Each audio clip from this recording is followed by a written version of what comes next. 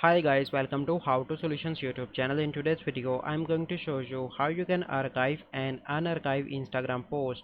Before getting into this video, must subscribe to our YouTube channel and click on the bell icon. So the first step you need to do is to open Instagram. Once you open Instagram, you simply need to click on your profile picture in the right bottom corner.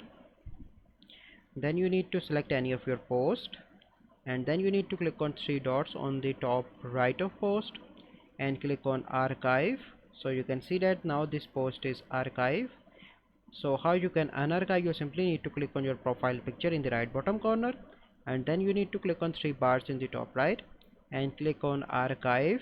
And here you can see the option of two option: post archive, stories archive, live archive. So I'm in post archive. Then you simply need to select your post, click on three dots, and then you need to click on show on profile. So let me show you. Now it is returned to my profile. So this is the process by which you can archive and unarchive Instagram post. I hope you find this video helpful.